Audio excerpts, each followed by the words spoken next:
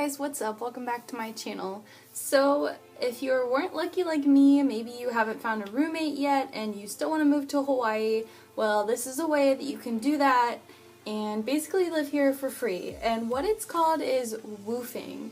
WWOOF. It stands for Worldwide Opportunities on Organic Farms. And basically what it is in a nutshell is you come to the island.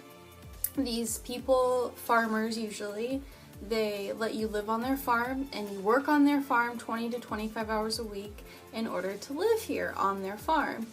And the website is about $25. If you type it into Google, it will pop up, but you have to type in WWOOF Hawaii, WWOOF Hawaii, and Hawaii will specifically come up on Google because it's separate from the regular WWOOFing, and I will also link the WWOOF Hawaii website down below.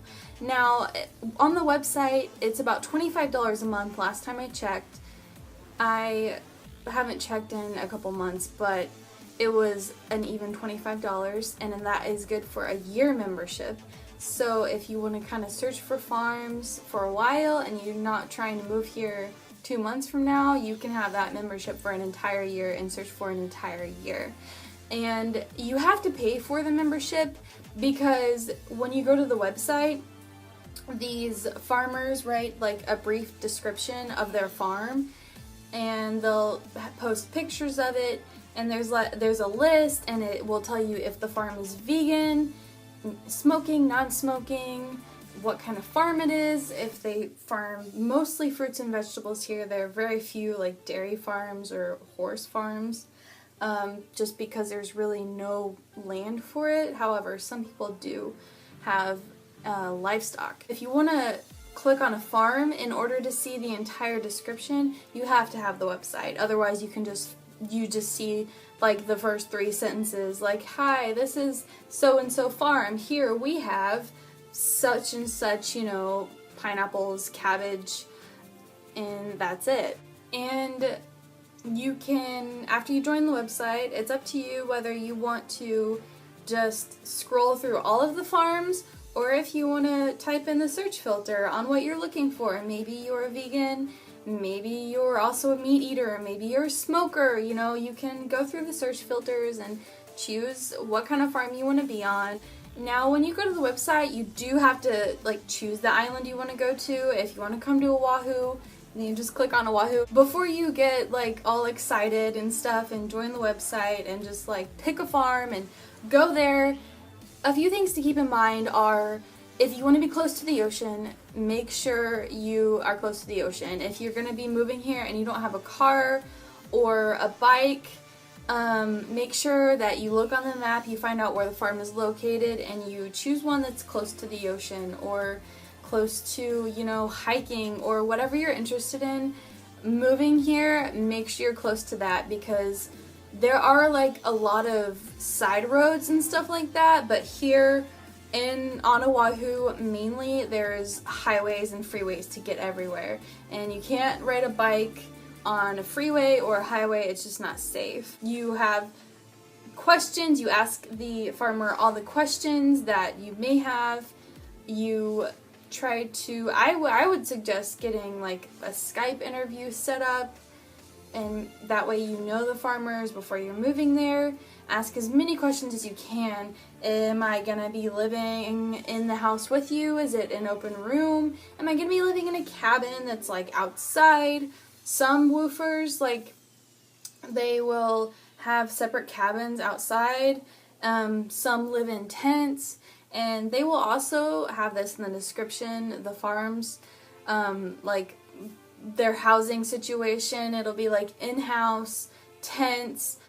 My friends who have done this before, they hitchhiked everywhere and it was fine. They were on Maui. They didn't have any problems. They were female, but if you're not gonna have a car, just make sure you're in a town. And if you're afraid to hitchhike, if you're not comfortable with that, just make sure you're in a town where you can bike everywhere. You could buy a bike for pretty cheap. The Schwinn cruiser bikes are $150, $200. You can ride that everywhere. And get a backpack you can make it work. Some of the farms do feed you, and they'll say in their description on the website, we provide breakfast and lunch, or we provide dinner, which is 1 meal a day, and fruit on the farm, or make sure that you find that out. And like I mentioned before, make sure you find out if it's vegan, vegetarian, or meat. Like if you're a meat eater, don't be going to a vegan farm unless you plan on going and getting food like meat in your own time. I mean, unless that's a farm that you think would work out for you, in which you could probably make that work. The most important thing to keep in mind about doing this program is that you're going to be in someone's home. They're opening up their land to you, and they're opening up their home to you. So make sure you're respectful. If you're here to just, party and be in Hawaii and have a good time, and you just want to do it for a little while, and you also want to stay somewhere for free, then make sure that you respect them. You respect their land, you respect their rules. If they have a curfew, follow that curfew, because they are allowed to kick you out. They're allowed to tell you to leave, not come back, and then you have to go home before you planned, and it just doesn't work out. And while you're out doing work for these people, make sure you do a good job.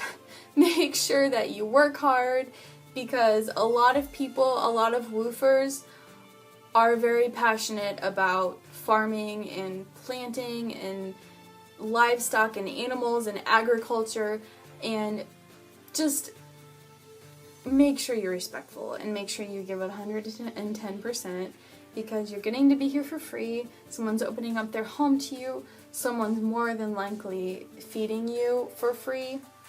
So just try your best and work when they ask you to, and do what is asked of you. The second most important thing for me when I was going to do this was money. Make sure you bring as much as you think you'll need and more. I was going to come here, when I was going to do this a couple of years ago, I was going to come here and just live on the farm, and for about 6 months, I was going to try it for about 6 months. I was going to pay my phone bill about 6 months in advance. That way I knew I would have a phone for the entire time I was here, and then I was going to bring like $2,000 just kind of as spending money, because if you're eating for free and if your phone is paid ahead and you're not going to have a car here, you don't have car insurance, you don't have any extra expenses, so really the spending money you're going to have, you can save it as long as you need to.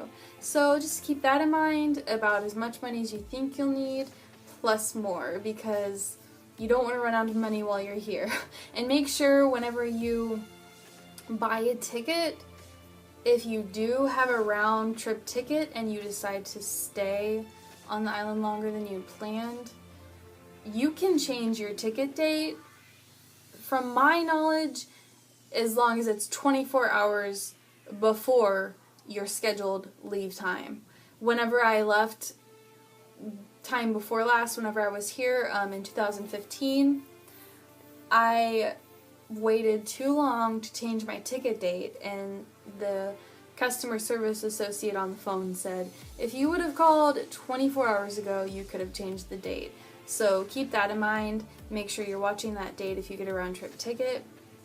If you do get a one-way ticket, make sure you have money put back. Give someone back on the mainland, money put away, tucked away for a one-way ticket back home, or give it to your mom, your boyfriend, your girlfriend, your friend, your best friend, your uncle, whoever. That way you're not stuck here and you're not homeless and you're not trying to find somewhere to live, and you have a way to get back home. I think that's everything. I think I've covered everything. If you have any questions, leave them in the comments below, or leave them on my Instagram or my Facebook page. Both are going to be in the description below. It's a great way to connect with me. So I hope you guys have an awesome week, and I'll see you next week. Bye!